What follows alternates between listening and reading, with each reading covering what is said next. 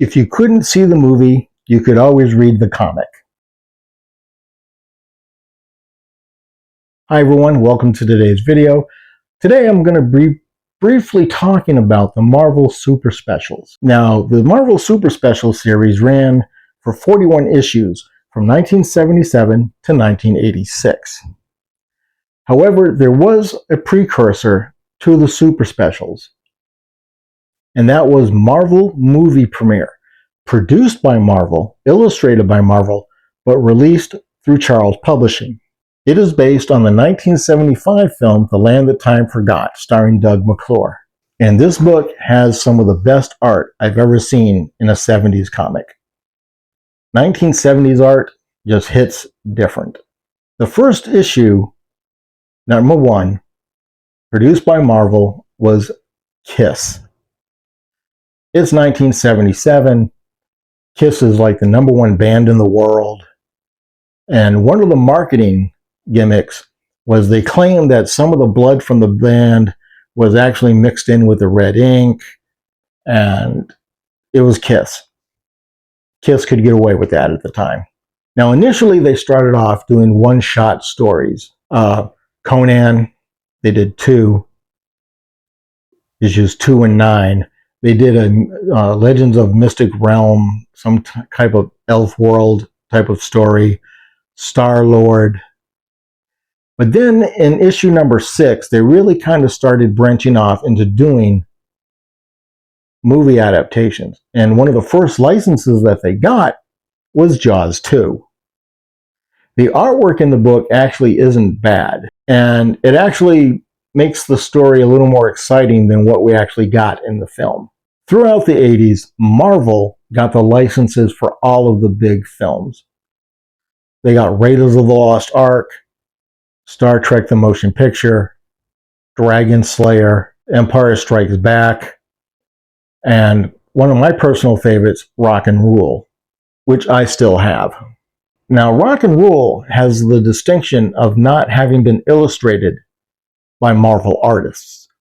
They actually took the film and took prints from the film and simply put it in comic book format. Granted, they took some liberties with editing the images to really give it a great comic book layout. And of course, Marvel had their own letterers do the dialogue. But it is literally the film in a comic. Now, as time progressed with the Super Specials, they were getting these obscure licenses like the film Meteor or Annie. But some of the best books that they did really involved great coloring, because these books were printed on magazine stock paper, a glossy paper, which means you had better blending for colorists to really expand and show what kind of world you're reading. And one of the best examples is The Dark Crystal. The inks and coloring in this book are absolutely phenomenal. However, from the first splash page of the Super Special and the first page of the standard comic, you can see the big difference. The Super Specials were really in a position that they could show us amazing art and tell us amazing stories. They could have even have gone more mature adult stories or adult themes. But Marvel decided to leave that for their Epic Illustrated line. Unfortunately, I no longer have any Epic Illustrated. But it was a great magazine. It was supposed to be like their answer to Heavy Metal. Conan Super Special 21, which I still have. I was a big fan of Conan. I had been collecting the book for a couple of years. So when the movie came out, I had to ask my dad. I was like, hey, Dad, can you take me to go see this movie? It's rated R. I can't go see it. I was 15 at the time. And my dad was like, well, why is it rated R? And I said, probably because of sword violence, and there's probably going to be some nudity in it. And he was like, I don't know. Your mom will kill me if I take you to see an R-rated movie. So I handed him a copy of Savage Sword of Conan, which was the more mature line of the Conan franchise from Marvel. He read it and he said, okay, I'll take you to go see it. That's when I first saw Conan the Barbarian. Now, one of the great things is that when I saw the Super Special, I was stoked. And as soon as I opened it and I saw that splash page, the coloring in this book was absolutely amazing. And there was actually no better artist than the late, great John Buscema to pencil and ink it. Granted, he didn't draw it like a Schwarzenegger movie. He could have made Conan look like Arnold. He could have made Valeria look like Sandahl Bergman. But he kept it his own unique Buscema style. So it kind of looks like some form of continuity between the movie and the regular monthly book. But the coloring, I don't have the colorist's name, unfortunately. The coloring in this book is absolutely phenomenal.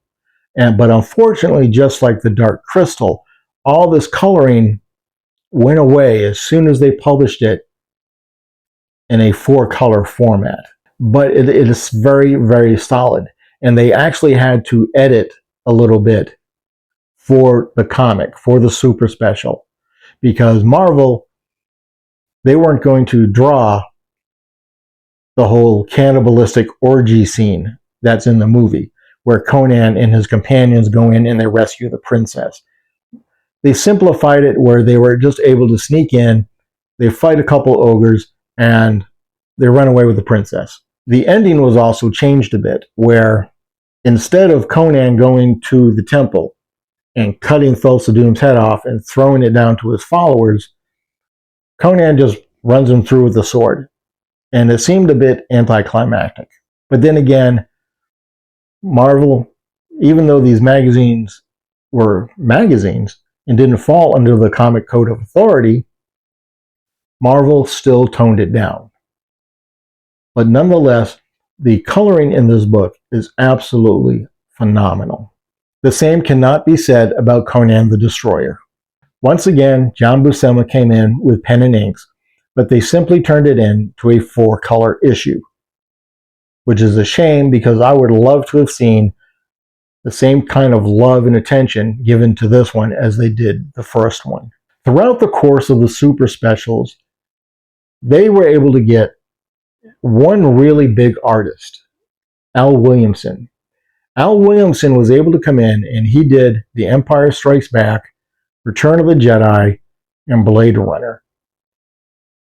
Now, again, they really didn't go all out with the coloring on these books. Blade Runner definitely deserved it.